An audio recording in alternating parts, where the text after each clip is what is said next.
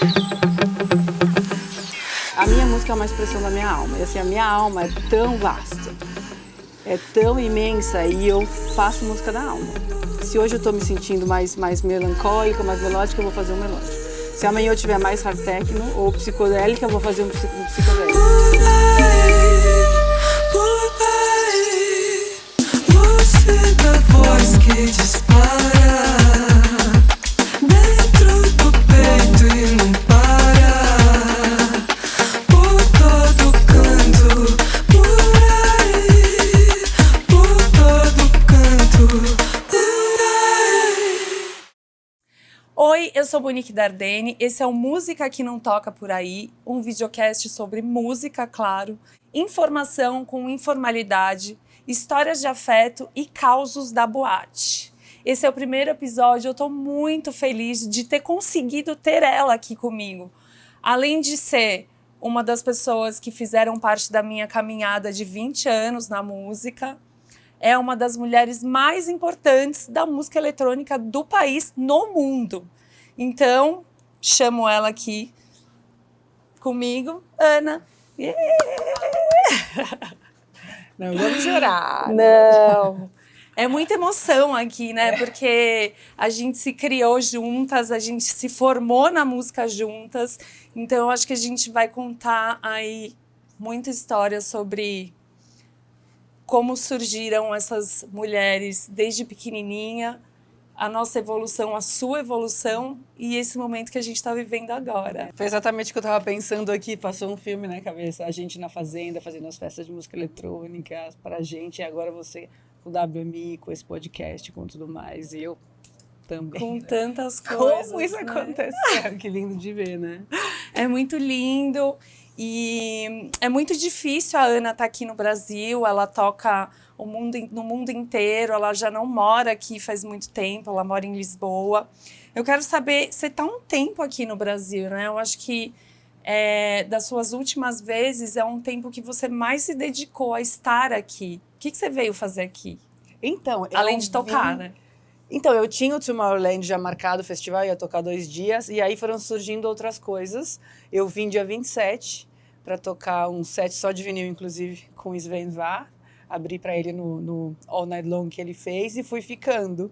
A gente fez outra festa aqui, eu falei, bom, quero passar esse mês aqui, ver quem eu tenho que ver, fazer os meus trabalhos. E tá sendo muito bom. Puta, é incrível, né, ter você aqui, porque a gente, primeiro, que sente sua falta. E segundo, que é legal, né? Você voltar a se reconectar com os amigos. Eu vi que você foi pra Bahia, foi pra retiros. Então, você tá, assim, no mundo inteiro, viajando, indo pra retiros. E como é que foi essa experiência na Bahia? Então, na verdade, essa coisa do Brasil também, de estar mais tempo aqui, faz parte de um chamado que eu tô sentindo desde 2023 já, de me conectar mais com o público brasileiro da música, porque muita gente nem sabe que eu sou brasileira. Verdade. E eu comecei a fazer mais, a minha carreira começou a crescer mais na Europa, então o pessoal começou a me conhecer de lá.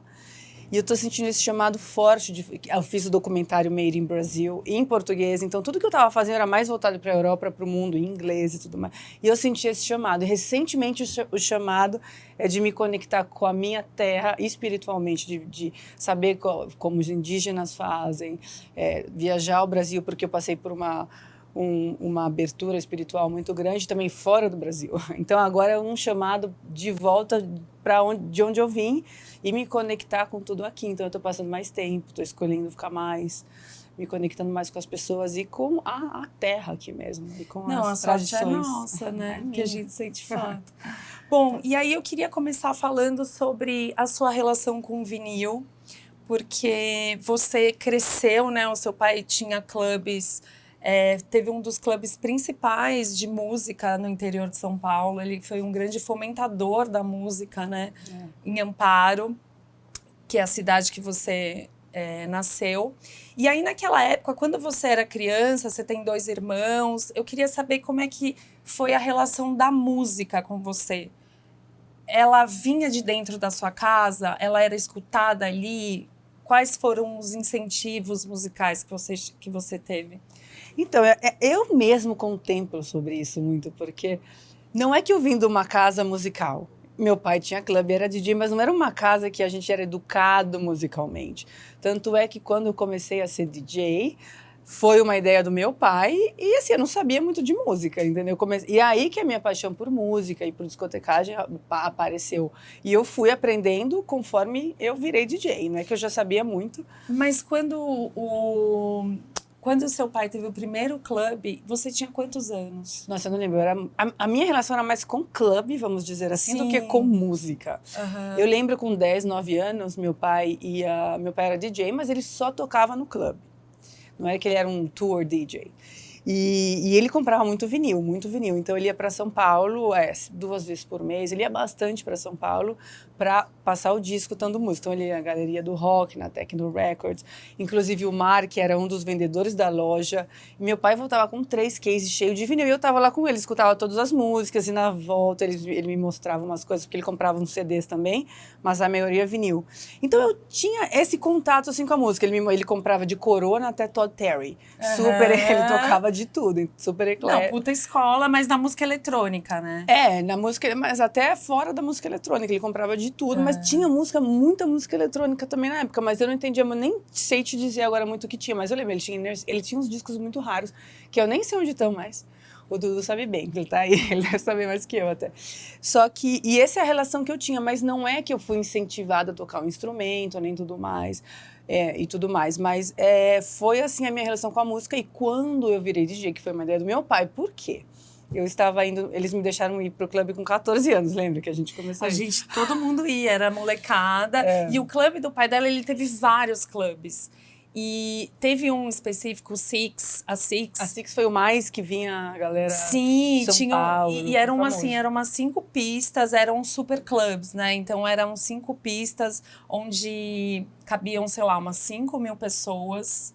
E aí cada ambiente era muito bem feito, assim. Seu pai era um arquiteto mesmo, né? Ele é um visionário, né? Puta visionário. E tinha um clube de blues, tinha uma pista de blues. E de música eletrônica. E na época ninguém gostava, mas meu pai fazia questão de trazer esse tipo de música, de apresentar as novidades. Ele martelava, a galera não queria, não achava interessante, ele queria. Não, e agora eu quero que você conte a história do porquê que você começou a tocar. Qual que foi o incentivo? Exato. Eu gostava de ir no clube, eu gostava disso tudo, mas como eu digo, eu não sabia de música muito, sabe? Não é que eu ouvia, meus pais ficavam tocando música pra mim em casa, não tinha nada disso. E quando eles me deixaram começar a ir pro clube, que eu tinha mais ou menos 14, eu estava indo toda sexta e sábado. Eu amava estar no clube. Então, eu estava ali vendo tudo que estava acontecendo. E o DJ que era o residente, ele estava tocando as mesmas músicas, na mesma ordem toda semana. E aquilo começou a me incomodar. Eu comecei a prestar atenção na música. Como assim, né? Já foi Não, eu já estava ali prestando atenção. E era atenção. aquela época que os DJs tocavam a noite inteira? Sim, era. Então o cara tinha o mesmo set a noite inteira. E era a pista, ficava mais na pista de música brasileira, naquela época. Então ele ficava Djavan, depois Djavan, depois mais uma. E eu lembro a ordem, era assim. Aí eu fui falar com meu pai, eu falei, olha, esse DJ tá tocando as mesmas músicas. Não é possível. Na mesma ordem, toda semana, você precisa falar com ele. Mas essa intuição e esse intuito de ir lá e prestar atenção na música também, eu na época não achei nada, mas já faz parte, né, da minha conexão com a música. E ele falou, por que você não vai, então toca você mesma? Eu falei, tá bom, eu vou. Tá reclamando? Arrume a solução. Mas eu acho que, na verdade, ele falou mais como, por que você não tenta, sabe? Vai lá e tem vontade. E eu falei, vou. E em uma semana, eu tinha um playlist. Uma semana, um mês, vamos dizer, porque eu não lembro direito, mas não foi mais que um mês. Eu tinha um playlist, eu aprendi a mexer no CDJ e estava trabalhando com volumes, não tinha nenhuma mixagem apurada, claro, mas ali estava trabalhando com volume e eu estava tocando para 1.500 pessoas, que era aquela pista, toda semana. E eu, em nenhum momento, fiquei nervosa. Não, e eu lembro, não entendo até agora. E é muito louco, porque assim, eu peguei todo esse começo e eu lembro que tinha a pista de axé, vamos falar sobre isso. Exatamente, eu comecei a tocar axé, e aí música brasileira. Exatamente, você começou a tocar a música brasileira e era um momento que tava bombando, tipo, El Chan, essas coisas. Então, a pista mais lotada do clube era a sua pista. E lá você fazia uma salada, num modo bom de falar, mas de música brasileira. E com 14, 15 anos. Com 14, 15 anos. Muito. Inclusive, esses dias recentemente, bem recentemente, meses atrás, eu tava falando com meu pai e ele me falou, nossa, mas como? Que ele teve esse pensamento quando ele chegava na pista e eu tava tocando lá por horas já. E ele chegou e falou, mas como ela consegue segurar essa pista? E acabou de... O que tá acontecendo aqui? Já tava dentro de você, né? E até lembro, eu tive um pensamento que me marcou. Que eu tava tocando e pulando, assim, na cabine, e eu falei, quem é essa pessoa?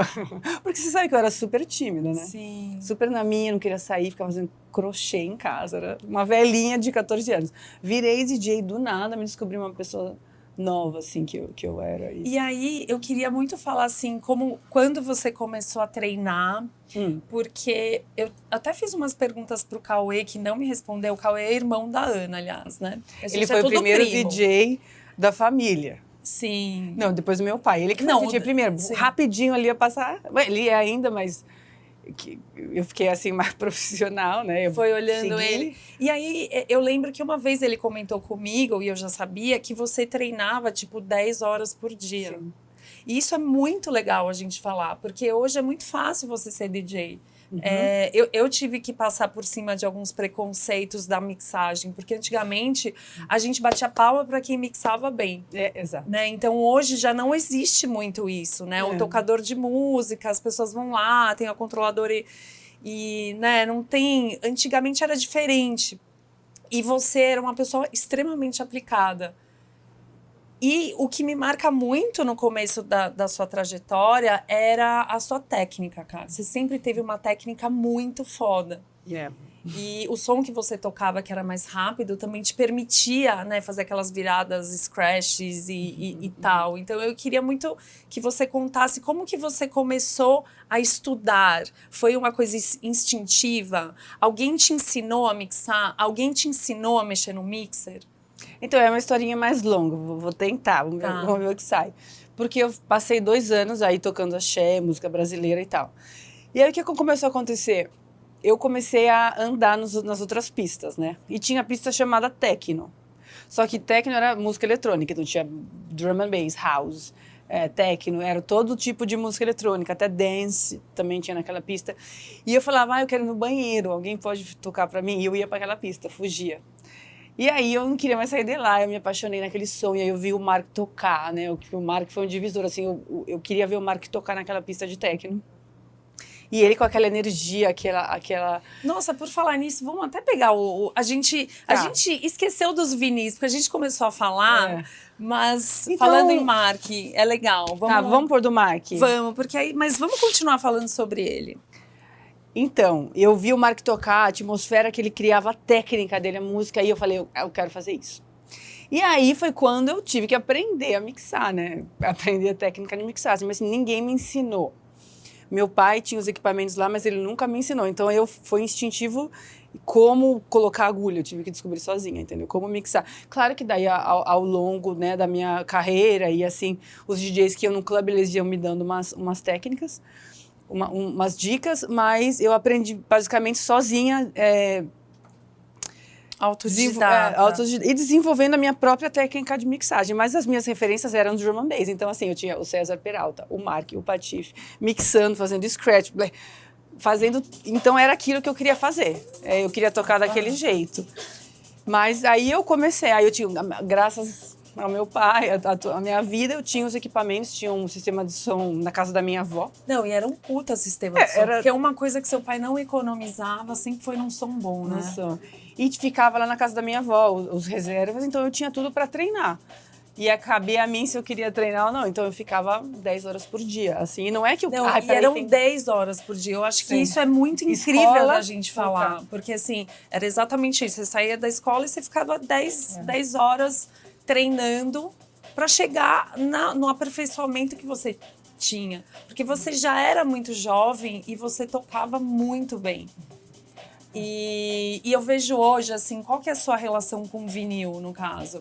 Porque você viaja pra caramba, você toca, em muitos países. Às vezes você tá em 2, 3 países por semana. E aí você, obviamente, não consegue levar um case. Você tem disco ainda? Você ouve disco em casa? Como é que ficou essa... Então, quando eu comecei a tocar música eletrônica, eu aprendi no vinil e era só vinil na época, não tinha CD. Sim. Então ali a minha relação com o vinil era muito grande. Eu comprava muito vinil, era só vinil, eu só tocava em vinil. Tanto é que teve uma resistência muito grande. Começaram a me pedir para parar de tocar com vinil, porque o vinil ficou muito caro aqui no Brasil por causa do imposto. E os clubes já não estavam mais colocando os vinis certos, então pular, sabe, tava, o setup não estava tão bom. E a minha agência, eu lembro, falou, acho que está na hora de você trocar para CDJ. Eu falei, não, eu jamais vou tocar. Então foi um apego muito grande à arte de tocar com vinil. Teve uma resistência. Não, olha como a gente tá ouvindo, né, Lídia? A gente tá ouvindo na... Eu amo! Não, a gente tá ouvindo na velocidade errada. Eu amo! Ainda bem que o Mark não chegou. Senão ele não ia... Ele ia achar meio estranho isso. Talvez, né? Marquinhos, ó. Não, o Mark faz muito parte, porque ele faz parte desde a época que ele trabalhava na loja, que o meu pai ia comprar o disco, eu ia lá, eu via ele lá. E aí ele ficou famoso, então, antes dele ficar famoso, meu pai levava ele tocar no clube, e aí ele ficou famoso e fez parte uma das figuras mais importantes da música eletrônica, então ele tá ali comigo também. É uma referência para mim desde que eu sou bebê. Então ele tinha que ter um disco dele, porque ele é uma referência muito grande para mim. A gente queria o Carolina Carol Bella, inclusive esse disco é da Clau Assef, do acervo de Clau Assef, porque como todo mundo sabe, a Ana não mora aqui, então a gente tá contando essa história através de discos de amigos, né? Mas que fazem parte, obviamente, que fazem parte da sua vida. Exato. Mas e aí, a sua relação com vinil, você mudou pro CD, teve que mudar. Aí quando eu parei de tocar com vinil, eu meio que parei de comprar tanto e tudo mais. E aí eu comecei a produzir também, e muito das músicas que eu toco hoje não são lançadas. Então não é que agora eu tenho uma paixão por vinil e eu coleciono e tudo mais, mas eu amo tocar com vinil. Eu amo quando minha música é lançada em vinil, eu sempre quero que meus lançamentos saiam em vinil e saiam em digital. Mas eu não compro muito ainda, a não ser que eu goste muito, nem para tocar. Se eu gosto muito assim de uma música, eu quero ter ela em vinil. Mas eu não é raro eu fazer. Agora eu fui convidada para... Porque o Sven Vai é um dos poucos artistas assim, da nossa cena, mas do nicho assim, que ainda toca 100% vinil. E ele veio fazer um All Night Long aqui só com vinil. Eu ia conversar sobre isso. Não, pode... Eu ia te perguntar como é que foi, né? Você fazer esse resgate. Aonde que você conseguiu esses vinis? Como você construiu esse set? E aí você até comentou, putz, eu queria dar uma treinada, eu queria dar uma revisada, rolou isso. E a emoção de ter voltado, né? E assim, eu não faço muito, mas eu amo fazer. Então, quando tem uma oportunidade dessa, que as pessoas valorizam, até eu fiz uma enquete, vocês tocar com vinil, vocês gostam ou não me importo? Tanto faz. E qual foi a resposta Foi da que galera? sim, que eles gostam de ver. 90 e poucos % é que eles gostam de ver e valorizam. Eu acho que isso traz dá uma humanizada na figura do DJ hoje. Né? E uma das coisas que eu mais gosto no vinil é realmente o barulho do vinil. Eu também gosto quando dá uma riscadinha assim, mas não pula, claro, mas dá uma riscadinha. E como é que foi o set? Foi ótimo. Tanto é que eu quero fazer agora uma tour. Vai no Only Tour, uma coisa legal, assim, pra galera ver. Porque eu acho, é muito bonito, né? Pra mim, o mais importante é a música, independente do meio que você toca, se é digital, se é track, se é CDJ. Mas a arte de tocar com vinil é muito bonita e eu acho que também tem que ser apreciada. Assim. Total. E você era uma pessoa muito da técnica e eu percebo hoje que os seus sets, eles mudaram, né? Eu quero que você fale também da construção do seu... Não do seu gosto do musical, mas da sua carreira em si. Porque hoje você deu uma desacelerada no BPM. E aí, como é que você lida com essa parte da técnica, tocando com o pendrive, ou enfim, no mixer? porque você era muito ativa, né? As mixagens eram ousadas, cara. Eu lembro que era até uma comparação meio boba, mas eu falava, caraca, naquela época eu pensava muito no Murphy, e o Murphy também era... Eu era Murphy mulher. A Murphy mulher, olha, porque só pra vocês entenderem como ela tinha esse poder da mixagem, né? A técnica pra você ainda é importante. O que hoje pra você é mais uma mixagem? Você gosta da mixagem? Eu acho que também, como eu aprendi a tocar e minhas referências eram drum and bass, eles usam muito crossfade, and cuts e scratch. Então, eu, por muito tempo, mexi muito com isso, mas eu vi que talvez era muito também, sabe? Não precisa fazer tantos cuts. Conforme a música foi mudando, as texturas, como eu mixo mudou também. Eu acho que é uma coisa muito intuitiva ali da hora o que pede. Eu acho que evoluiu, acho que não precisa de tanta ação. O drum and bass cai bem, assim, uns cuts, um scratch, umas performances mais ativas no mixer, mas eu acho que o techno e principalmente o house, eu acho que não cabe tanto. Ao meu ver, eu acho que é uma... Eu prefiro caprichar mais assim na seleção das mixagens do que nos cuts, porque no foco quando você diz da técnica, quando você diz técnica, é mais essas performances de cut, de usar de crossfade, de scratch. Mas também numa mixagem bonita, numa coisa, sabe, de uma música muito bem passada de uma música pra outra. Mas isso aí tá lá ainda, não, isso tá. Questão. Não, eu vou confessar aqui, né, quando ela faz os back-to-backs, a família começa a falar, nossa, ela detonou naquela mixagem. Aí o DJ depois a gente fala, não foi muito bom. Porque família. Não, porque obviamente as pessoas falam muito do repertório, mas eu acho muito interessante que o repertório sem uma passagem harmônica, né? Ele é legal, mas assim, a história, quando ela é muito bem contada, ela é muito bem costurada, né? Nessa parte da mixagem. Então. Eu gosto muito de mixar. Eu mixo o tempo inteiro, eu tô mixando praticamente. Eu nunca deixo a música por 5, 6 minutos sozinha e mixo no final. Eu gosto da técnica de mixagem, misturando as frequências aos poucos, usar um pouco de efeito, filtro, essas coisas. Eu tô usando mais isso agora que antes eu não usava. Antes era mais os cuts, aquela coisa rápida, e agora meio que mudou para mixagens bem mais longas, com mais efeitos e mais detalhado nas frequências. Isso que eu acho que mudou um pouco mais. E o que faz essa transição ser mais fluida e quase imperceptível, que é a ideia, que seja imperceptível, eu acho. Com certeza. Agora a gente vai mudar de disco, vamos pegar um outro disco e eu quero conversar com você sobre as suas primeiras gigs. Conta aqui o porquê da escolha desse disco e eu quero agradecer o Júlio Torres, que está aqui, que nos emprestou este vinil. Então, esse vinil eu peguei por quê? Porque foi o começo da minha carreira tocando na música eletrônica, porque esse disco era do meu pai. Então, meu pai tinha tanta coisa que os DJs, o César ia lá, os DJs que vinham de São Paulo, que eles tocavam no clube, iam lá e ficavam, nossa, ele tem isso, ele tem isso. Eu não conhecia na época, né? Era muito criança. Meu pai comprava muita coisa. E esse era um dos discos do meu pai que eu peguei e comecei a tocar. E eu acho isso muito legal, porque foi por causa dele que eu comecei a tocar. E muitas das coisas que ele tinha lá, que ele tinha muito disco. Onde estão esses discos? Não sei. Ele vendeu uma parte, não sei. Nossa, porque devia ser Esse eu amava. Nossa. E eu pegava todos os discos dele, até Xuxa, porque o que eu fazia? Eu mixava meus discos com outros estilos. Eu queria fazer esse tipo de mixar. Eu amo essa música. Olha lá, vamos ouvir um pouquinho? Eu amo essa música. Faz quanto tempo que você não ouviu essa música? Muito tempo.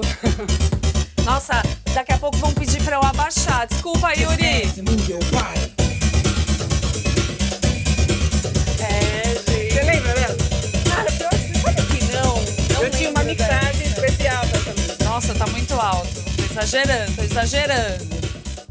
Segura essa mulher. Agora eu lembrei. Agora você vai lembrar, peraí.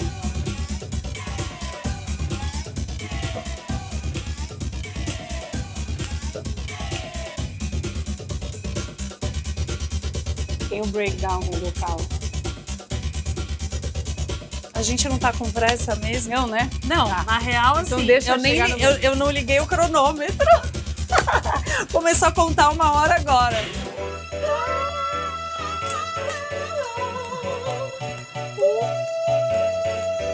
Cara, é muito bom, né? Não, gente.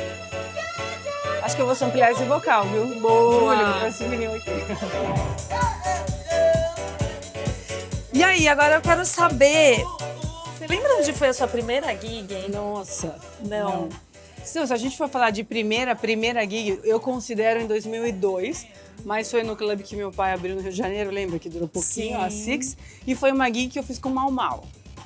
Mesmo sendo no clube do meu pai, eu considero a primeira, porque foi com um DJ que eu amo muito, foi desde ali que eu comecei a contar de profissional. Até antes que eu tocava todo fim de semana, eu nem contei muito como Porque começo. você já tinha uma carreira, se fosse falar de tocar, você já tocava no clube do seu pai e você já tinha uma carreira. Mas eu nunca contei essa parte. Sim. Não sei por quê. Eu comecei a tocar, eu conto desde 2022, quando eu fiz esse show 2022 não, com o Mau Mau. 2012. No Rio. 2012. Não, 2002. 2002. Sim.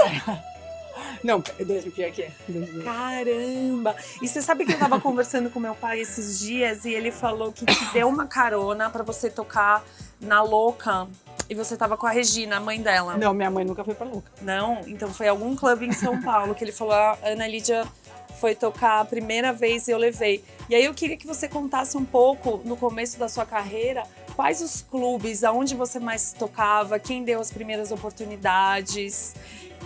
Eu ia dar um spoiler, mas não. Me lembra, porque, gente... Me lembra. Eu ia falar do Manga Rosa, que Sim. foi um lugar muito importante, né? Sim, foi um dos começos também. Mas eu quero que você fale mais, eu também não lembro. Nossa, você sabe que é uma loucura que eu não lembro também? Mas eu lembro que daí eu fiz assim... Eu comecei a tocar nos clubes da região ali. Minha mãe me arrumou uma gig, você acredita? Lembra que tinha a Red de Jaguariúna? Sim. Eu toquei Tem lá. até hoje, só que é meio... É muito grande lá, eles fazem meio rodeio, mas... Tinha alguma coisa em Campinas também, que era uma fábrica. Ai. Gente, eu não lembro, mas eu toquei nos clubes ali de Amparo, da região também, mas eu não sei se foi depois ou antes de São Paulo. Só que aí eu tocava nas festinhas de Serra Negra, lembra? E aí eu lembro que um dia na festa de Serra Negra, que eles faziam, era legal, as festinhas dos meninos lá de Serra Negra, o Rafa, um amigo meu que chama Rafael, que morava em São Paulo, veio, ele me viu tocar, ele falou, meu Deus, tá acontecendo aqui. E ele me trouxe pra tocar no Sus em Transe, lembra do Sus em Transe? Lembro. E aí eu acho que... Aí eu toquei no Sus em Transe, toquei na Louca. E aí não sei... Eram clubes como mais eu fui parar no undergrounds, Manga né? Rosa, gente, eu não lembro. Mas aí teve o Cara, Manga eu Rosa, acho teve que o Love. teve o Manga Rosa, o Danilo, O Eba. o Mas eu não sei- Claudinho. mas não não lembro da relação, mas eu lembro que você tocou várias vezes Não, lá também. foi um momento importante, assim, da minha carreira no começo, mas bem... quando eu comecei a ir para São Paulo, Sus em Transe, a Louca, essas festinhas mais undergrounds, eu não lembro como eu cheguei no Fernando da Smart Biz e aí eu me juntei para a primeira agência. Aí ficou... A sua primeira Foi agência a foi a Smart Biz do Fernando. E eu lembro que eu fui na entrevista, hoje em dia a gente quer ser DJ, a gente já tem um press kit, a gente já tem tudo. a gente já tem redes sociais com 500 mil pessoas, Exato. já tem o vídeo pronto, nossa. E assim, aí o Fernando queria me conhecer, eu fui lá na agência falar com o Fernando, ele falou, você tem um set online? Eu falei, não tenho. Você tem foto? Não tinha nada. Eu fui lá, não tinha. Cara, eu só tenho a minha técnica, eu me garanto aqui. Aí você vai ter que acreditar em mim, né? Mas eu acho que... Aí eu entrei na agência e eu comecei a tocar em alguns lugares, mas eu não lembro como eu cheguei no... Não sei como foram os contatos do Manga Rosa, do Love, mas eu fiz Love, fiz Manga Rosa, fiquei residente do Manga Rosa, toquei muito lá, foi muito importante pra mim em São Paulo. E aí, bom, indo um pouquinho mais pra frente... você chegou a morar fora um tempo, depois você voltou. Aí eu queria que você contasse como você começou a produzir e quando foi esse momento. Então, eu sempre estava ali meio brincando com Fruit Loops e eu vou fazer um curso agora e tudo mais. E aí eu sempre acabava não indo muito pra frente. E aí eu conheci o Eba, que foi o meu namorado, moramos juntos com o meu companheiro por 18 anos. E aí eu lembro que a gente começou a namorar, ele se mudou para a República Tcheca. E aí, depois de 2 anos ou 3, a gente meio que namorou à distância. E aí eu fui ficar com ele um tempo na República Tcheca. E ali ele começou a me ensinar a produzir. Então ele me ensinava e ia para trabalhar. E eu ficava o dia inteiro ali tentando. E foi desde 2008 que eu comecei a produzir, aprender com ele. A gente trabalha e trabalhou junto no Você estúdio lembra até da hoje. sua primeira música lançada? Lembro. Você tem ainda esses arquivos? Preciso achar. Não, foi lançado, então provavelmente está na internet. Não, Acho mas que você chama tem, The assim, Orange. essas masters você ainda tem? Não, acho que não. E era Você sabe só quantas sample, era um monte músicas de você sample. já lançou? Não sei. Não sei. Mas começou ali, começou muito com a Weba, foi um grande que me impulsionou muito. Ele foi essencial e é essencial ainda na minha vida como produtora. A gente construiu esse estúdio imenso. Até hoje a gente tem o estúdio junto, os equipamentos juntos e Não, uma história. Ele é uma grande referência como produtor, assim, acho que para muita gente. E aí você começou a produzir, você estava aqui no Brasil. Como que foi? Você passou por algumas agências? A gente também trabalhou juntas até você foi até minha agente. Minha manager, minha agente. Exato. Acho que foi a primeira, assim, tudo. assim, acho que a primeira Sim, manager. A primeira, né? você foi a minha primeira manager. A primeira manager. Gente, para. Temos história. É. E aí, eu lembro que, assim, você sempre teve uma coisa muito certa, que era o som que você queria tocar. Você nunca se moldou a nenhum lugar.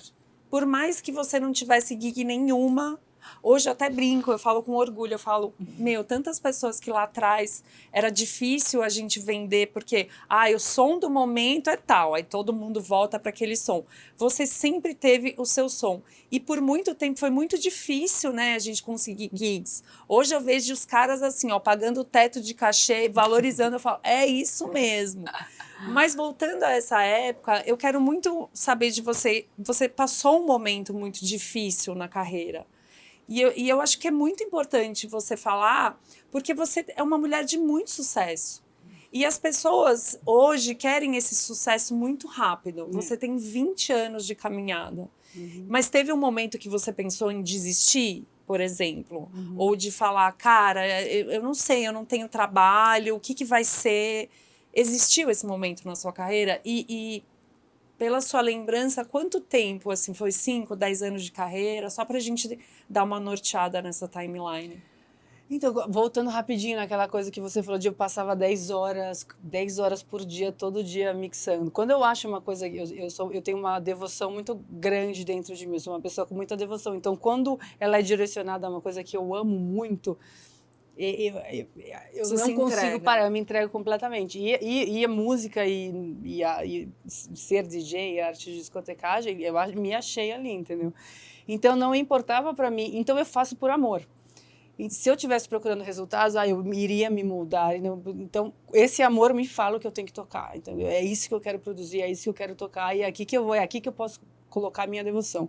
Então, se alguém me vem e fala, você tem que tocar isso, porque assim você vai poder tocar ali, mas eu vou estar completamente desconectada, eu não consigo colocar aquela devoção. Isso é muito bom. Tudo vai cair. Isso é muito bom. Então, e foi isso que me manteve empolgada, entusiasmada em trabalhar na minha arte, mesmo com muitos anos sem a resposta eu acreditava em mim. Eu sabia que ia dar certo, mas assim, o exterior ainda não estava enxergando. Mas eu lá dentro, tocando para 50 pessoas e produzindo músicas que não foram lançadas, eu estava muito feliz. Mas, claro, teve momento que eu falei, gente, agora eu acho que eu vou ter que fazer a outra coisa. Mas não porque eu já estava desgostosa e ninguém me dava espaço, mas porque realmente, eu vou precisar tirar dinheiro de algum lugar e tudo mais. E aí alguma coisa acontecia. Alguém vinha me ajudar, alguém fazia um convite para uma agência nova. Tipo assim, o universo não deixava você desviar o seu caminho. Não, é impressionante, assim, eu consigo te falar os momentos que você foi, inclusive, um que me falou, a gente quer que você entre para Carambola e tudo mais. Eu tava num momento, tipo, o que eu vou fazer agora? E aí você veio e me convidou para ir para Carambola. Mas eu acho que isso foi importante também para... não testar, né? Mas, por que você está fazendo isso? Porque muita gente começa hoje em dia e tem uma explosão assim. Eu perseverei muitos anos até eu ver resultado. E eu acho que o que me fez perseverar foi essa devoção. Porque eu descobri uma paixão, um amor. Paixão, né? Essa real paixão.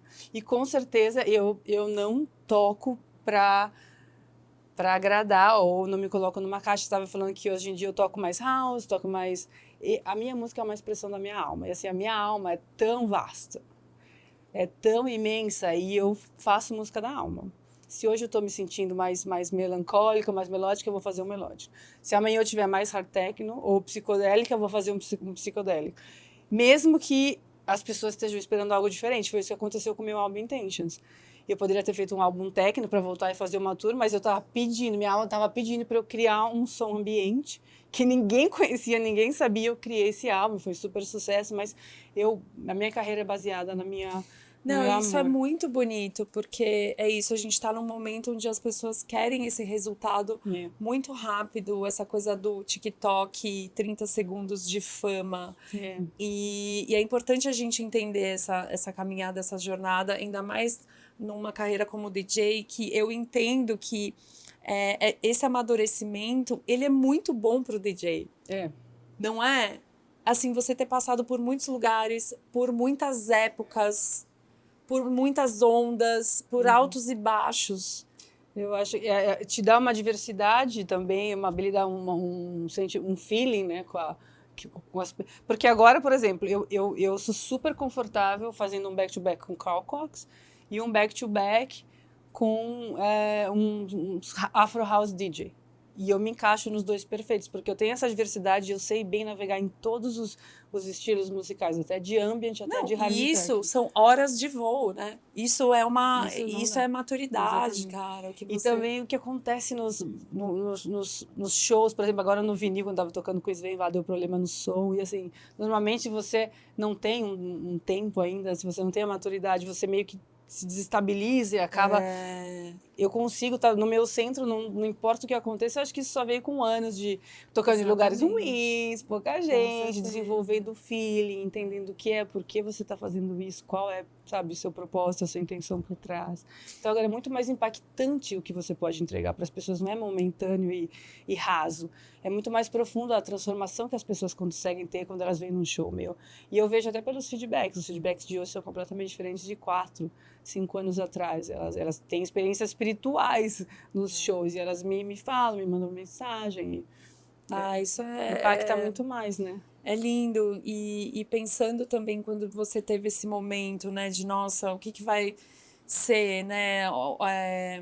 Como foi essa virada para você mudar para fora e qual foi essa importância de você mudar para fora para sua carreira? Então, o que aconteceu? Era 2014, 2015, eu estava morando aqui ainda, e as músicas que eu estava produzindo começaram a ter uma resposta legal na Europa. Os DJs importantes estavam tocando e tudo mais, eu comecei a receber alguns requests para tocar lá.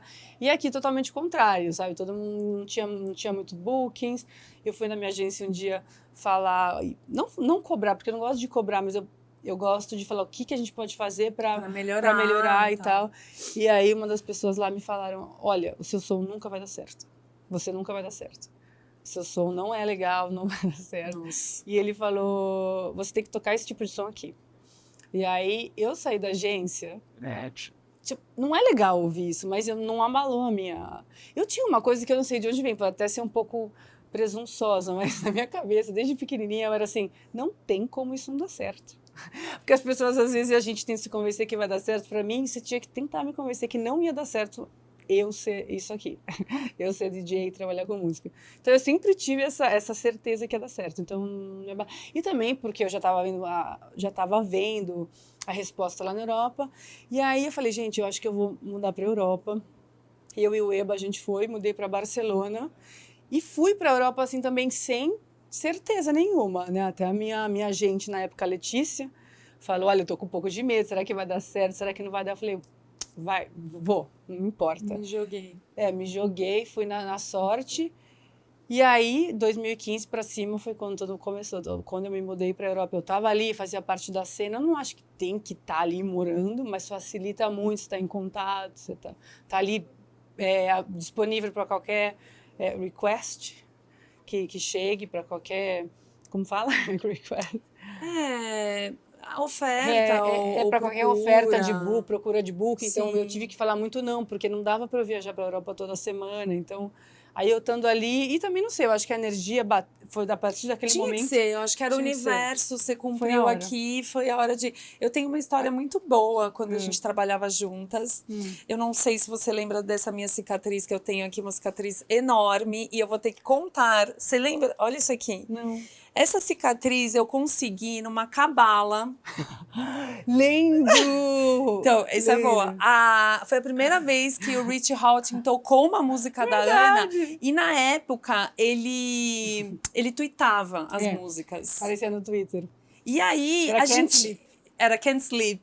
E a Ana tava tocando nesse festival, na Cabala, que foi no parque de diversões no Hopi Hari. No Hopi Hari. E tava eu lá com ela, né? Nessa época a gente curtia muitos festivais, né? Assim, eram muitos amigos tocando. O festival é muito legal.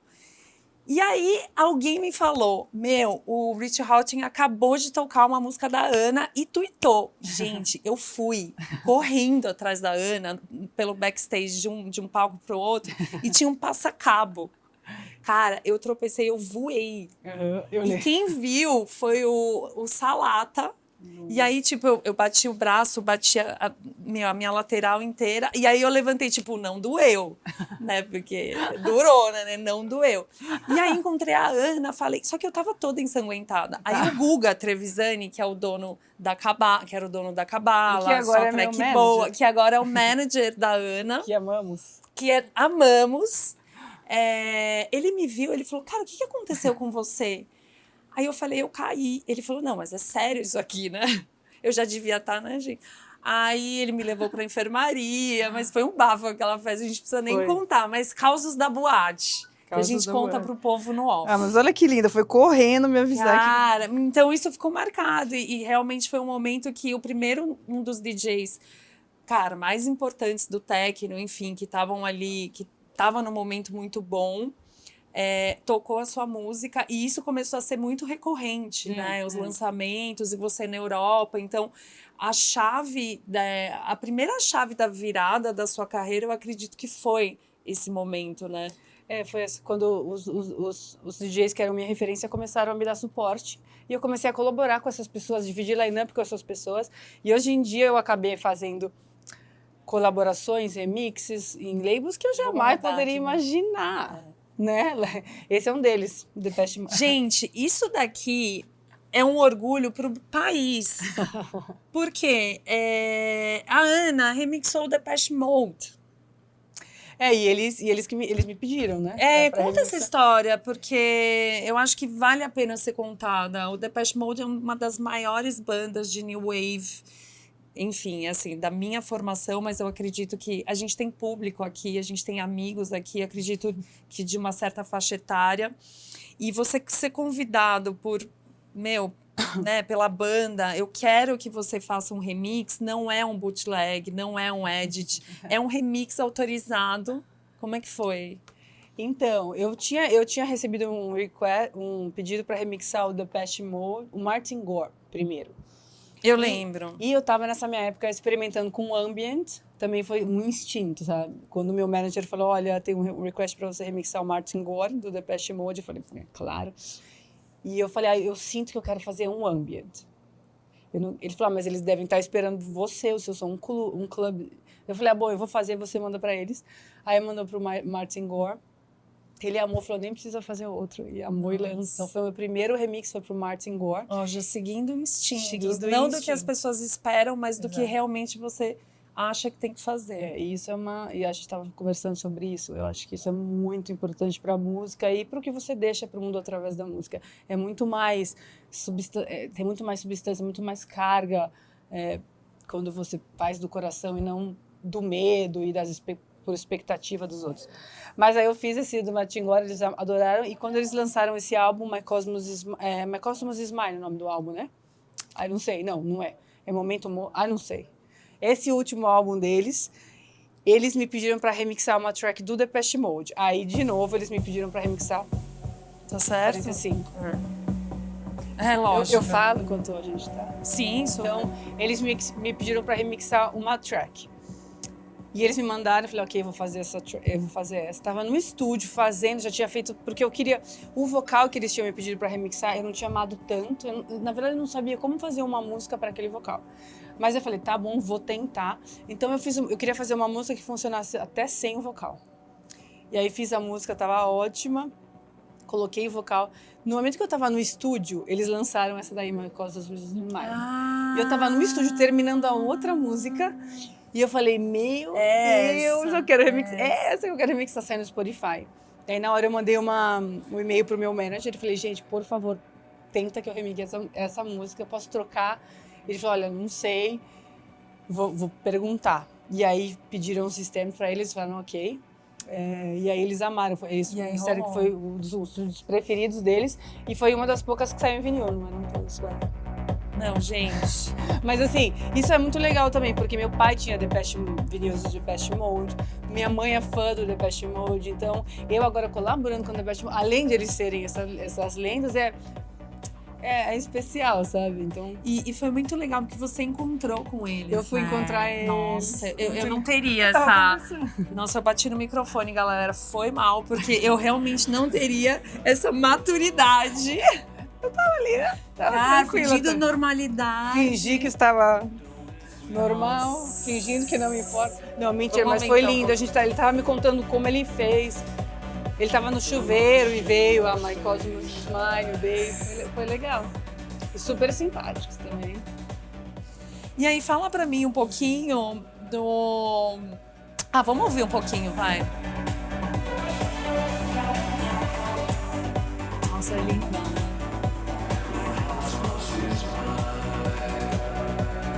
Obrigada.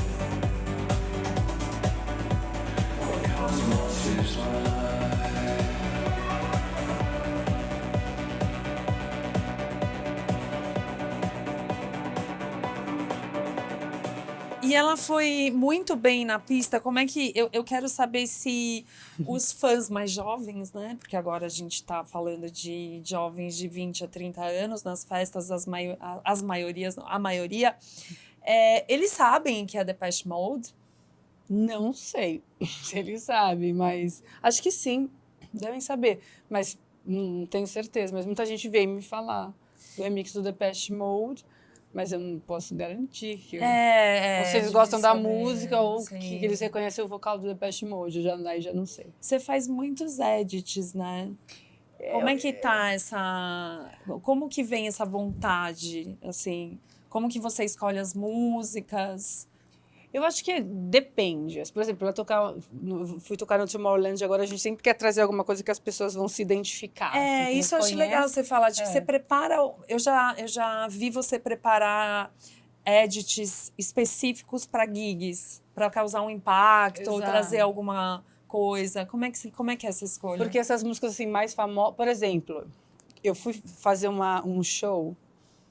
2024, começo de 2024, eu ia tocar com um Vintage Culture no Green Valley, depois do core que a gente fez, foi aquele sucesso, todo mundo amou, e eu falei, eu senti que eu tinha que fazer um edit legal, e veio a Kids do Management na minha cabeça. Foi um instinto completo. Meu, cara, E eu fiz esse edit, que foi um remix, praticamente, e assim, é um hit aqui no Brasil.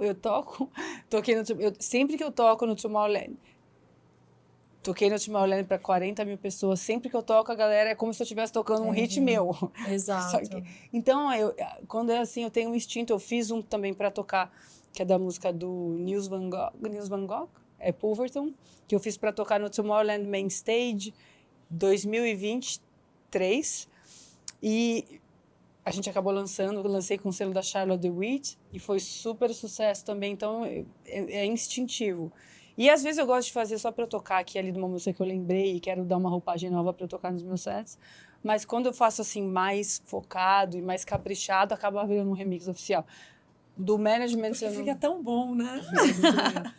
mas faz parte, assim, eu acho que essa coisa de DJ e produtor é legal, porque a gente pode... Você dá essa brincada e eu acho que é muito legal você revisitar essas músicas antigas e conseguir trazer para a pista de uma forma diferente.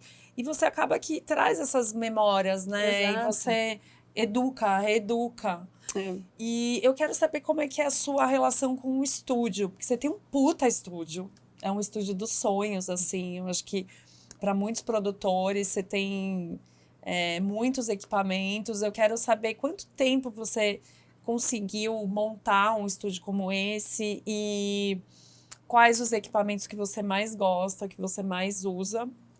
E qual que é a sua relação dentro do estúdio? Assim, puta, eu preciso estar muito focada para fazer uma música, eu demoro um pouco mais para fazer uma música, ou eu sou uma máquina, eu faço, enfim, você encomendou um remix para mim, ou eu quero fazer uma música em 2, 3 dias tá pronto, como é que é? Varia muito, porque, bom, eu comecei a construir meu estúdio pouco a pouco, e meu estúdio é totalmente... Você tem vício de equipamento? Tipo, eu quero, Não tenho mais. Eu tenho mais agora vício de instrumento. Mudou de equipamentos de estúdio para instrumento. Agora eu compro... na minha casa nem cabe mais, porque tá meus handpans, a cora, meus gongs, as flautas, não cabe mais nada. Então mudou um pouco meu vício, mas depende... Bom, eu comecei a construir, porque são equipamento, é tudo muito caro. E a gente... Falar a gente que a gente sempre construiu estúdio junto, até hoje a gente compra coisa junto pro estúdio, eu e o Eba. E a gente sempre gostou de ter o analógico, né? A gente trabalha com plugin, mas a gente, e tanto eu quanto ele, a gente gosta de ter os equipamentos mesmo. Então a gente foi comprando pouco a pouco. E depois que eu me mudei para a Europa, que a gente se mudou para a Europa, ficou mais fácil de comprar, e eu comecei também a ganhar mais dinheiro. E aí foi quando comprei a maioria das coisas que estão ali. Dei uma parada agora nos equipamentos, a não ser que seja algo muito, assim, fora do normal. E também a gente varia em coisas que são, assim, mais antigas, mais icônicas, que a gente tenta achar, e coisas novas que saem. Cita umas 2, 3 coisas que sempre estão presentes, assim, nas suas produções. Eu sei que vai ter muita gente interessada em produção de música. Eu acho que tem umas curiosidades, assim. Nossa, sinceramente, varia muito hoje em dia. Mas vamos dizer que o Sub-37 é um que está sempre ali. Sabe quando não está saindo, vamos tentar um Sub. É um coringão. Um Moog, é um Moog. Tem Analog Rhythm, que é uma bateria eletrônica também que tem uns timbres muito bons e tá aí na maioria das coisas. Que mais? Eu estou usando... Agora, vamos dizer que estou usando bastante plugin, usando bastante as coisas do Arturia. Pigments, eu gosto muito que é um plugin, porque também a gente fala muito de equipamento, mas as pessoas não podem acessar, e é bom falar alguns. Eu gosto muito dos plugins da Soundtoys também, de efeitos. Acho que é mais isso. Eu não sou muito apegada mais em equipamentos de estúdio. Eu acho que agora é muito... O que eu posso fazer? O que é não mais fácil, mas assim, qualquer coisa que vai me dar esse som que eu preciso. Agora eu estou mais na parte de instrumento, porque eu também comecei a fazer parte do orgânico, que eu acho que também faz muito parte dessa sua busca nova da produção musical. E eu quero muito que você fale o que virou, o que aconteceu na sua vida para ter um despertar que você teve, para muitas mudanças, até para você entender como você começou a lidar com a sua carreira, como a sua carreira abriu. Isso faz parte de um despertar pessoal e que refletiu na sua jornada, né, na sua carreira. Nossa, essa história é mais 1 hora de podcast, mas vamos ver como eu consigo resumir isso. Então, na verdade, 2017 foi o meu primeiro assim, despertar forte, que foi até quando eu comecei a experimentar mais com instrumentos, com mais melodia, com música ambiente, mas isso foi tudo mais para minha própria... meu próprio uso, assim, era um ferramenta. A música se tornou... A minha relação com a música mudou completamente depois de 2017. Eu comecei a escutar diferente, teve mais propósito na música que eu estava escutando, na música que eu estava fazendo. E eu comecei a usar a música como ferramenta para expansão de consciência para mim. Então, tem alguns timbres, algumas melodias que me colocavam no estado emocional que eu senti quando eu estava tendo aquelas experiências. Então, foi um experimento comigo mesma e frequências, e melodias, instrumentos, o que mexia mais comigo. Mas foi uma coisa para mim. E eu entrei no momento também com a minha carreira estava crescendo muito, colaborações, convites, mas eu estava comecei meio que rejeitar, não queria estar ali, eu queria estar mais aqui fazendo meditação, então foi uma aprendizagem muito grande. eu tava querendo ficar mais quieta e meditativa e eu tava ali no caos, sabe? Eu tava meio que rejeitando essa minha outra parte. Mas depois, até 2000... Rejeitando a sua carreira que estava começando Exatamente. a despontar. Eu acho- Olha que interessante. E eu comecei a isso. rejeitar, eu achava, eu tô nesse meio que é muito mais pesado, eu queria estar aqui, sabe? Eu queria estar mais denso, eu queria estar mais leve, fazendo outra coisa. Então teve esse conflito, mas o que eu entendi depois desses anos todos, eu integrei porque isso é parte de mim, entendeu? Eu integrei o caos, eu integrei o meu estado mais meditativo e agora eu sei navegar em tudo perfeitamente. Então eu sou o caos, eu sou a meditação, eu sou a música mais devagar, eu sou a música mais rápida, eu sou a energia, eu sou o estilo. Então eu acho que é o que a gente estava falando, como eu posso só produzir uma coisa, sabe? Exato. Como eu posso só fazer house, ou só techno. Eu gosto de ter liberdade. Eu quero que as pessoas me lembrem por como elas se sentiram quando a gente estava trocando energia, e não pela minha música, porque minha música muda a cada semana. Olha, eu não garanto que eu vou estar... Para semana que vem eu vou estar fazendo outra coisa. E é muito importante você dizer isso, porque assim, ficou muito... você ficou muito marcada pelo som pesado, né? E aí, esse é um álbum da Ana, o Intentions, que eu quero muito falar como você produziu, por que você produziu, qual foi a sua intenção a partir desse álbum. Eu acho que foi uma virada, né, assim, na sua vida como produtora. É o seu primeiro vinil autoral, então eu acho que é muito legal a gente... Meu primeiro álbum, né? seu primeiro álbum. Meu primeiro álbum, e foi de novo a gente falando da intuição. Eu poderia ter feito um álbum, durante o Covid, eu poderia ter feito um álbum mais técnico, porque eu já estou conhecida, que as pessoas me esperam de mim para voltar e já ter algo para trabalhar, mas minha alma queria fazer uma música ambiente, música para expansão de consciência. E eu fiz esse álbum chamado Intentions. E me fala, esse encarte, o que quer dizer, o que tem aqui dentro? Então, esse álbum se chama Intentions, porque, como eu estava dizendo, depois do meu primeiro, assim, começo do meu despertar em 2017, comecei a usar a música como ferramenta para expansão de consciência, para cura, para conexão. Então, esse álbum, baseado no que eu aprendi, no que eu vivi, no que eu desenvolvi nesse tempo, cada som, eu coloquei uma intenção em cada som feito. Então, eu estava me colocando naquele estado que eu queria transmitir para o ouvinte. Então, você pode ouvir esse álbum como se fosse um álbum normal, só ouvir, ou você pode ir numa das journey, intenções. num journey, um sound journey completo. Então, cada música tem uma intenção, tem o texto por trás do que significa. Quem escreveu esses Eu. textos? Você escreveu os textos também. E de onde vem, o que eu usei, o porquê. E no final do texto tem a intenção que você deve convidar antes de ouvir cada som. E uma intenção ajuda a outra a ser mais forte. E realmente uma jornada de pausa, de receber, de conectar, de limpar e de celebrar. Então tem tudo nesse álbum. E é o que eu estava utilizando para mim. E surgiu a intenção de lançar uma música, de lançar o álbum. A gente assinou com a Universal Music, com a Mercury. John Hopkins participou do álbum. Assim, eu não entendo como isso aconteceu, sinceramente. Esse álbum é um milagre. Eu acho que ele se fez sozinho, não fui eu, tá? E o Larage, que é o pai do Ambient Music, fez uma colaboração no álbum. O East Forest, que é uma das minhas referências no Ambient.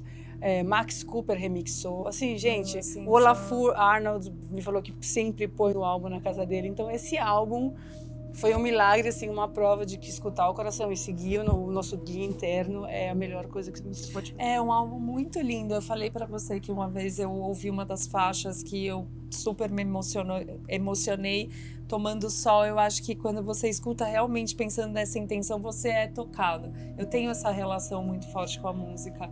E eu queria muito saber, ele foi feito depois da sua viagem pro Egito? Não, peraí, antes. Antes da Esse viagem álbum pro Egito. foi em 2023 e ele foi o resultado do meu primeiro despertar ali em 2017. Tudo que eu vivi, os meus dilemas, tudo que eu estava passando, o Intentions é o resultado disso. Você demorou quanto tempo para fazer esse álbum? Não demorou muito. Demorou uns... Na verdade, eu também não lembro, mas não foi mais que 4 meses. Foi muito rápido, muito intuitivo, não teve esforço nenhum. Não, e você vê, né? Você pega um álbum duplo, são quantas faixas? 7. 7 faixas, tem um encarte maravilhoso, isso aqui é de colecionador. É lindo. Inclusive, eu quero que você assine uma dedicatória para mim, esse álbum.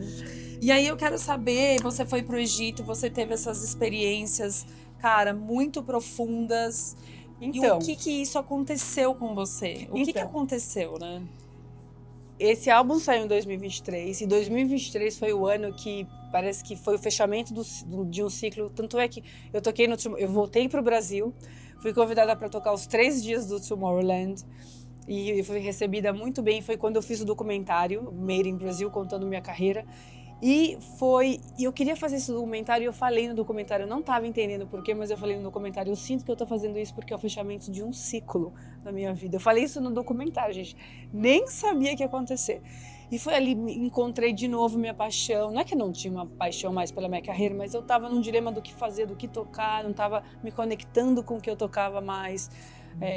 Parece que o meu exterior não era o que eu estava sentindo dentro, sabe? Mas estava ali, fazendo tudo. 2023 foi o ano da integração, do fechamento de um ciclo muito forte.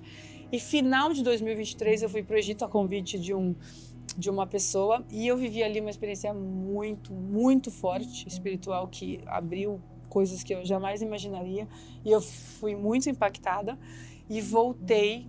Meu plano, depois dessa integração toda de 2023, de tudo que aconteceu, tipo, de voltar para casa, desse reconhecimento enorme que eu tive aqui, era 2024, tocar muito, investir muito na minha carreira.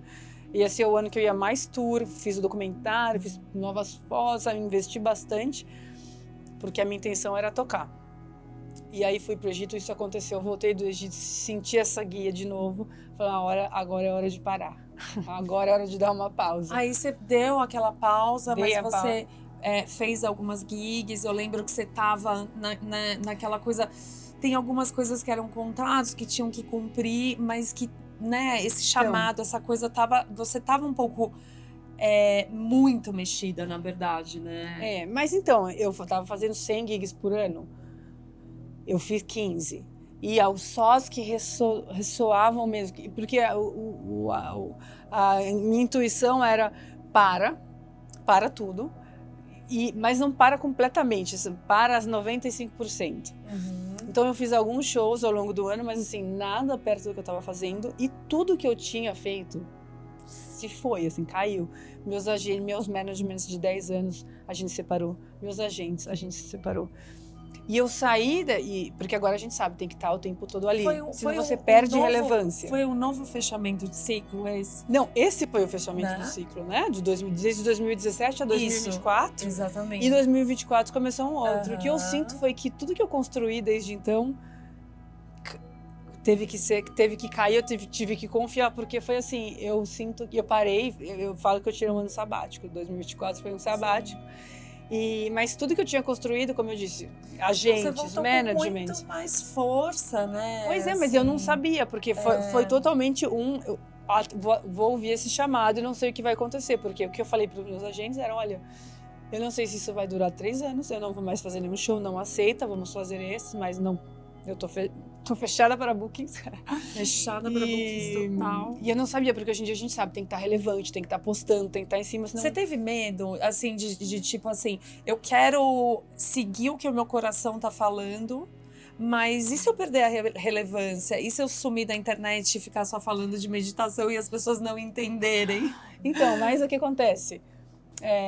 Eu, realmente, porque eu vou perder minha relevância, eu não tava mais, porque hoje em dia é tudo muito rápido, né? Tudo muito descartável. Você tem que estar postando, tem que estar lançando toda hora, senão as pessoas, é tudo muito rápido, você é esquecido, assim. Então, isso ia ser uma consequência que eu falei, ok, se acontecer, eu não sei se eu vou ficar... Eu não sabia quanto tempo ia durar minha pausa. Se ia durar 1 ano, 3 anos, 3 meses, eu não sabia. E foi isso que eu falei pro meu time, entendeu? E eu vi também, e eu queria estar nesse processo. Por quê? Por que eu não tive medo? Eu tive um dia de insegurança que passou rapidinho, depois de uma meditação profunda que eu fiz, porque eu estava sentindo tão bem dentro de mim. Assim, eu estava tão completa, eu estava com uma conexão com a fonte, assim, com o divino tão forte, que isso que estava acontecendo fora não podia ser ruim. Eu sabia que era uma reestruturação de tudo, mas eu não sabia quanto ia durar, como ia se reestruturar, se eu ainda ia ser DJ ou não, mas eu confiei. Mas teve um Você dia... conseguiu... Desculpa, termina. Quer que eu fale? Não. Teve um dia que, quando eu tive um papo com meus managements, isso é importante, porque eu acho que eu tive um papo com meus managements e eles me falaram umas coisas e eu falei, nossa, será que eu tô fazendo a coisa certa? Será que era a hora mesmo? Eu fiquei insegura. E aí me deu uma coisa no coração, assim, eu fui meditar, eu fiz uma meditação muito profunda e eu ouvi uma voz falando assim, não é que você teve que parar porque você estava passando por essas experiências, você teve que parar tudo porque tudo que você estava fazendo estava fora, não estava alinhado com essa nova frequência. Com o seu fluxo não mesmo, tá alinhado. né? Então, assim, eu não estava indo tocar querendo estar lá 100%, eu não estava 100% feliz e entregue. Então, eu não podia estar arrastando mais isso depois da frequência que eu entrei nessas experiências que eu tive no Egito. Não era mais uma opção eu estar arrastando e não estar dando 100% de mim novamente. Porque é uma responsabilidade você ter 20, 10 mil pessoas na sua frente e não estar querendo estar ali ou não estar ali 100% presente. Isso é muito importante, Ana, porque a gente vê tantos artistas, a gente fala da música eletrônica, mas tantos DJs que chegaram onde você chegou não querendo estar ali. A gente tem a Avicii, a gente tem muitos artistas com a saúde mental completamente extrapolada, estragada e sem cuidados, que é muito bom você falar sobre isso. Você conseguiu se integrar dentro de você hoje? A gente está em 2025 e está feliz com o que você está fazendo agora? Não, totalmente. E aí eu entendi. Eu falei, não é... eu ouvi essa voz e falei, se já estivessem ali alinhado, você só ia crescer, você não ia ter que parar. E aí eu entendi e aí voltei acreditei e assim, foi rápido. Novas pessoas vieram na minha vida, eu comecei a... Uma troca de ciclo mesmo, Uma troca de ciclo, assim, uma equipe maravilhosa, todas alinhadas, assim, são coisas muito loucas que acontecem. A pessoa vem, ela faz Vipassana, ela vai escrever minha bio, ela é a melhor pessoa. Ana, foi muita todo coragem. Mundo alinhado. Cara, eu vivi isso do seu lado e foi uma coragem gigantesca, porque ela trabalhava com uma equipe há muitos anos. E é isso, você virar para um time e falar, cara, eu preciso tirar um ano sabático no melhor ano da carreira, porque eu não tô integrada a mim, eu tive uma experiência e agora eu preciso, a frequência precisa entrar nos eixos. E eu assim, né? Também verdade, ali dando apoio e falando... E aí você parar de trabalhar com essas pessoas que tá tanto tempo com você e falar, não sei se vai durar 1 ano ou 2 anos, ou... foi muita coragem, eu tenho muito orgulho de você por isso. Mas acho que a coragem vem da conexão. Eu acho que a gente passou pelo começo da sua jornada, como você começou a tocar na música, as primeiras gigs, as suas produções, estúdio, quando você mudou para a Europa e a sua vida começou a realmente acontecer, né, profissional, os seus 2 despertares, as mudanças. Então, acho que a gente deu um passadão, né? Foi um resumão. Sente falta de falar alguma coisa? Não. Então, vamos para as rapidinhas. Vamos. Essas que eu nunca sei responder, gente. Mas a gente... Tá bom. Vamos lá. Mas é facinho. Tá, uma vai. collab que você ainda tem um sonho de fazer. Nils Fram. Eu amo muito ele. Um amuleto que você carrega com você, não precisa ser só para as gigs, mas nas suas viagens ele te traz por equilíbrio. Uma mala que eu ganhei da Ama quando eu fui no ashram dela na Índia, ela pôs em mim e eu uso para meditar com o mantra que ela me passou Isso te aterra. minha terra. Uma cidade que você moraria. Melbourne. Já mudou, hein, da última vez. Não, eu moraria em Lisboa, mas já moro. Você não queria morar. Ai, Medellín. Mas eu fiz a minha Eu ia fazer uma piada. Fiz minha autocartógrafa e não é boa mais. É Melbourne. Melbourne. Nossa, Mas eu jamais vou morar, porque é muito longe, mas assim. Tá bom, se fosse, você moraria lá. O que hoje você faz para se divertir? Tipo, puta, que legal, vou ir no cinema, vou ir num teatro. Não assim de balada, mas assim de diversão, de gostoso, ficar com os amigos. Eu não sei se você tá bebendo mais ou não, mas assim, o que você faz pra se divertir? Eu vou pra natureza. Eu amo fazer uma trilha, ficar na natureza, uma cabana no meio da natureza. Eu amo muito, eu me divirto muito. É onde eu gosto de estar. Uma música que te transcende. Pode ser uma meditação. Meu Deus, vamos lá. Eu acho que é uma que eu tô ouvindo bastante do Awaré, chama Uno. Um back-to-back que você repetiria. Não vale o Vintage Culture, porque ela já repetiu 10 vezes. Carl Cox. Carl Cox. Gente, muito... Posso falar mais um? Não. Pode, é porque eu acabei de fazer um pode. back-to-back com o Joris Vorn. Ele foi muito que maravilhoso. legal. Não tava, a gente tava assim... Foi maravilhoso. Eu gosto de fazer... E foi agora no Tomorrowland? Não, foi no BH. Foi em BH? BH Legal. no mês passado. Eu amei muito. Mas com o Carl Cox e com o Joris. Vamos lá. Agora eu quero que você dê uma dica. Na verdade, eu sempre peço, né? Eu sempre peço a pessoa que já fez mil episódios. Eu sempre peço. Primeiro episódio. Eu ia perguntar uma dica cultural, tal, mas eu acho que eu quero que você dê uma dica sobre saúde mental. O que você falaria para as pessoas hoje, assim, com relação ao autocuidado? Olha, eu acho que uma coisa que me ajuda muito é meditação. E meditação sendo passar um tempo sozinho, com os seus pensamentos em silêncio, de preferência no escuro, que seja 10 minutos. Eu acho que isso alinha muito e limpa muita coisa e te abre um pouco para escutar essas guias, essas intuições, esses chamados. Eu acho que é muito importante que a gente não para escutar o que está acontecendo dentro da gente. E quando também vem a palavra meditação, tem muita bagagem, que é difícil, não consegue parar de pensar, não tem nada disso. Você ficar sozinho 10, 15 minutos num quarto escuro, prestando atenção na sua respiração, já é uma meditação e vai fazer assim maravilhas para você. Daí você vai saber como fazer umas coisas mais complexas e mais longas, mas passar um tempo com você, te escutando, é muito importante, porque a gente não quer parar, a gente tem medo de parar e lidar com o que está acontecendo dentro da gente, e isso é essencial a gente tem que fazer isso. E agora, a última pergunta.